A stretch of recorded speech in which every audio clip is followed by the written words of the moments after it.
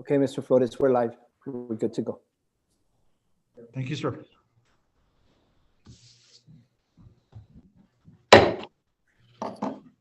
The October 15th, 2020 special meeting is called to order at 6:31. Let the minutes show that all members are in attendance. Can we please stand for the pledge? Ms. Sylvia Gonzalez, would you lead us on? Yes, I will.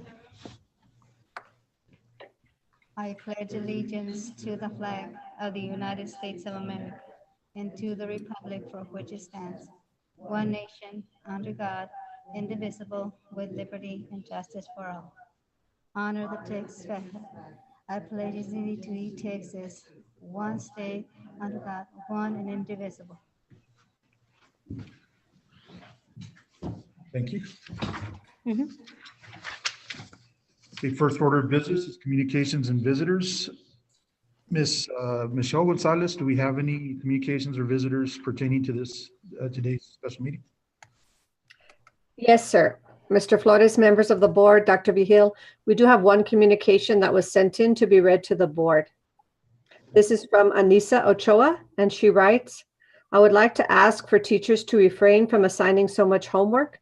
We are in class the entire day and then spend an additional 3 to 4 hours on homework. Thank you for your understanding. Okay, thank you. Thank you. All right, if there's no other communication visitors, and we'll go on to the next agenda item. The next order of business, discussion and approval of 4-week extension waiver. Dr. Vigil. Good evening, board president, board members. The name of this waiver is called a 4-week extension waiver. And so you received some backup, and I'll draw your attention to page 17 of your materials.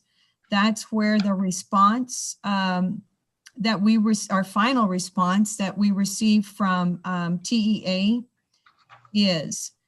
And it reads, in response to the LEA's request, an additional 3-week transition period is granted with the understanding that the district will begin phasing in additional students on campus for instruction who choose it as soon as possible, but per our phone conversation, no later than October 19th.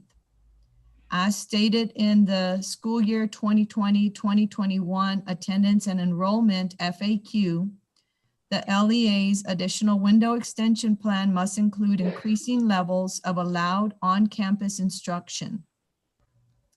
The LEA should make every effort to monitor the local health conditions and adjust its phase-in plan to continually ensure that the maximum number of students who wish to have on-campus instruction are afforded the opportunity within the guidelines that the district determines to be most prudent for the health and safety of its community. Furthermore, this additional transition period will require board approval. So we're here today. Administration is recommending the approval of this 4-week waiver. Again, it's called a 4-week waiver, but as you can see, TEA only approved for the extension of 3 weeks, including this week being the first week. TEA has been pretty consistent, and you saw the charts and everything that I sent to TEA. They've been pretty consistent about setting their expectation that we try to increase the number of students that are attending on campus. We're kind of caught in the middle here. We are a district that already began with students entering our campus. We did not increase the number of students as we had intended this grading period, which started on Monday. We did have a lower amount of students that had been attending before intersession, and I have been submitting those numbers to you each day. At this time, I don't believe it would be prudent to increase the number as TEA has asked us. I have sent them an email and am awaiting for their response. But in the meantime, they did approve our waiver for 3 weeks. And so again, it is our recommendation that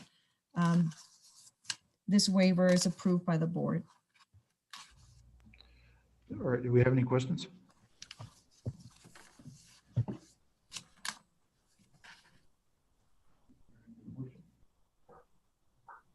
Okay, if we have no questions or comments, I'll entertain a motion. Motion to approve as presented. Okay, a motion has been made by Mr. Ray Sepulveda and seconded by Sylvia Gonzalez. Motion has been made and the second is now open for discussion. Since there's no discussion, I'll call the question. Move to the chair. Yes, sir. I have something to discuss here. As a TA, I've seen, the upward trend that we have here in the community in El Paso County of the hospitalizations and all that. Yes, sir. I've sent them 2 emails this week and I have corresponded with someone at TEA every day this week. Yes, sir. I mean, those don't these numbers allow us to seek for more weeks of off-campus face-to-face instruction?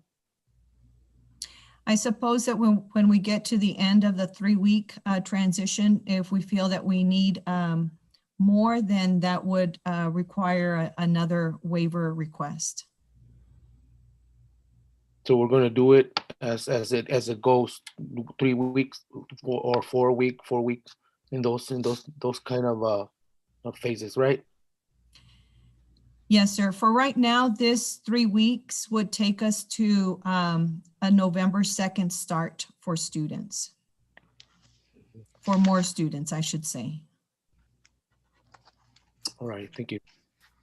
You're welcome. You got it. You're unmute.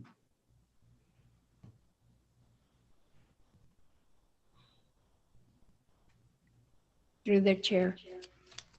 So Dr. Vigil, which are the numbers that we are looking for in case we do need to broaden the transition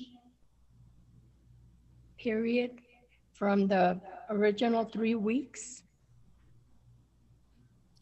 Are we still looking at 14% to 15%? We're looking at the 15%.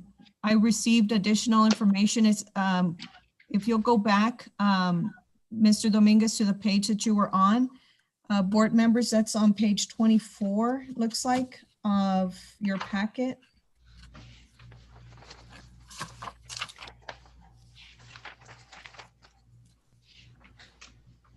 This is what the health department had deemed would be the parameters to follow for a high community widespread of the disease. And so you see the 4 bulleted points there. And Dr. Ocaranza has said that when 3 of those 4 parameters are met, that would constitute high community widespread of the disease and warrant further interventions. Dr. Ocaranza is another person that I am in contact with frequently, including today. And our conversation did surround the rapid tests for which our district was selected to pilot. And he did indicate that the rapid testing would serve as an added measure for checking for the virus and giving us a fast turnaround in results.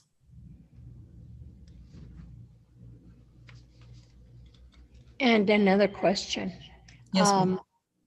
What is the link so that we can check the numbers in the Fabens community? In the Fabens community, you can go to that El Paso El Paso Cares website. I sent it to you in one of your in one of your emails, but I'll resend it to you. And if you go to the bottom of the page, you can click on the zip code and you can get the numbers by zip code that way. For our own district, we have a dashboard that's also available for the number of staff and students who have tested positive and those that have recovered, and that is on our website. Thank you for the information. Yes, ma'am.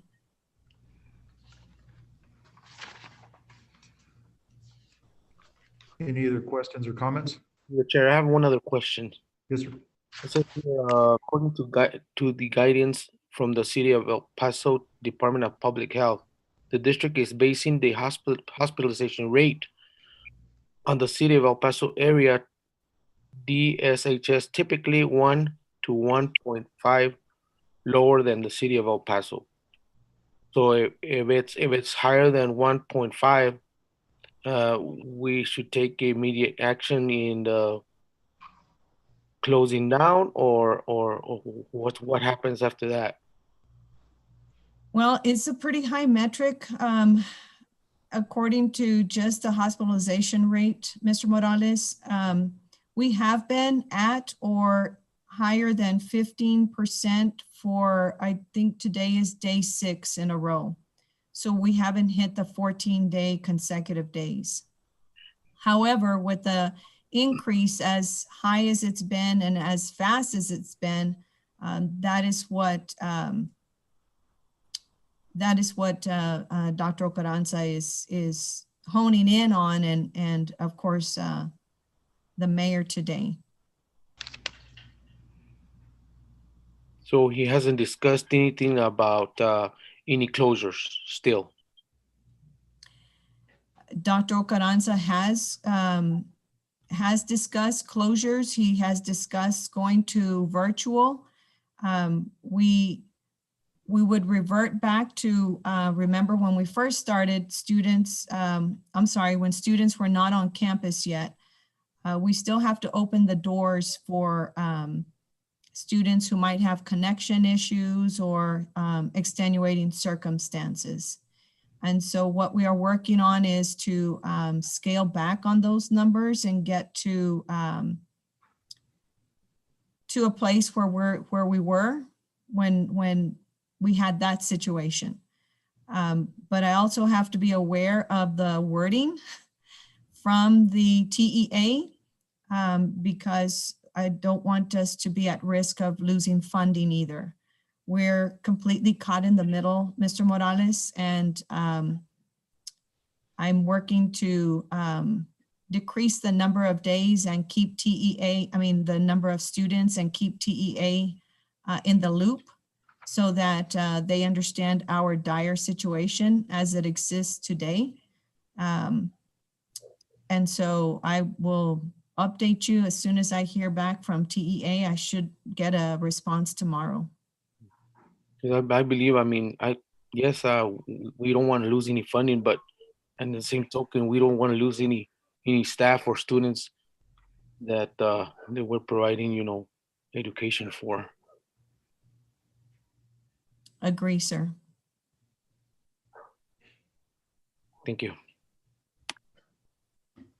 To the chair, we're still in discussion. Mr. Morales, that's a good point that you brought up because we have to take into consideration what Dr. Carranza says, because by the time TEA gets a hold of whatever situations we have here in our district, we could have already had some students out there or staff members really brought in and then bringing in the virus. And my concern is this, and I hope I make myself clear on this, because there should not be haste in us reopening it, especially in the circumstances and situations that we're at. Because if it comes down to the funding, as opposed to getting infectious staff and students, we protect our students and staff and community and stakeholders. And that's my opinion, and I hope I made myself clear on it, because this motion that was made that does not just sit as a motion, because we can also be looking at the data that's being provided to us at the end of that particular 3 weeks, and have another extension which leads us up to the holiday season. And in my eyes, it really doesn't make a lot of sense opening it up for a week and a half, and then we're on vacation, and then again in December for another week and a half, and then we're on vacation. So in my opinion, if we're gonna go into the middle of November or somewhere near that, why not just to the end of the year, have it all virtual? Because we're gonna come up to the holiday seasonal, and that our students are pretty much gonna be at home anyway. But that, again, that's my opinion on it. Okay, well, before we move on, I just wanted to, I mean, I do want to recognize that we should commend Fabens ISD, us, for, Dr. Vigil, I guess, just for, making the call and going virtual at the high school. That was she did it before, I believe, correct me if I'm wrong, before Dr. Ocaranza, kind of made a statement about that. So I think that's very good on the part of Fabens ISD for doing that, and going virtual. So I think that it was something that was needed, and I applaud you for that, Dr. Vigil, and your faculty and staff. Yes, ma'am. Well, I think it addresses that districts are different and campuses are different. And so we have to look at the data, and we have to make our decisions based on what the numbers are telling us. And that's what we did with the closure of the high school campus for 14 days or 2 weeks. And so the other campuses are okay, and we have the benefit of the testing. And all of those are things that I've discussed with Dr. Ocaranza. I've discussed them with the TEA agents as well. And to reiterate, Mr. Morales, they do know our numbers. They know our numbers because I'm letting them know our numbers. And yet you saw what the response was. And so that's where we are. I'll keep working at it every day. And then I just wanted to add, because we were Dr. Vigil, 8 school districts in the state of Texas, and we were one of 8 school districts that's going to receive the what was the name of it, the fast pace or whatever testing. And so that's an honor, first of all, but I mean that's also, I applaud you for getting this thing done. I mean we're very fortunate, and so. Correct me if I'm wrong, but I understand that that test is something that you give yourself, and you get results in 3 minutes. So we're very fortunate to have that at Fabens ISD. And you look around, I think Isleta is the only other district in this area that had the benefit of getting the fast-paced testing. So another good thing for our district. I mean, it proves to me that you're working hard to make sure that to keep us safe. And I really appreciate that. We're working as quickly as we can with the Texas Department of Emergency Management, with TEA to get the tests. I was at one of the campuses today in Isleta and saw it in action. And so we would like to move swiftly with this so that we could provide that information to our staff. And it would provide a sense of added security. I can tell you that I went through that test and I took the test today, and when I saw the negative results, it was it's a very comforting feeling. And so if you know that your neighbor, your next door neighbor, all of this is taking place during our 3-week transition that they've allowed us. It will benefit the staff to know that everybody's been tested and they'll get their results quickly. All right. Do we have any other comments or questions? Yes, I have a comment. Dr. Vigil, is there any way that you can provide the numbers that you see daily in Yes. the text that you send us? Yes. Yes, I have an Excel sheet that I take a daily, I look at all of the parameters. I can send that out to you daily. Yes, ma'am. Thank you. Okay, anything else? All right, we have a motion on the table. Okay, I'll take the vote. Mr. Sepulveda? Aye. Mrs. Gonzalez? Aye. Mr. Escobar? Aye. Mrs. Garavita? Nay. Mr. Morales? Aye. Mr. Spence? Aye. Mr. Flores? Aye. Motion carries 6-1.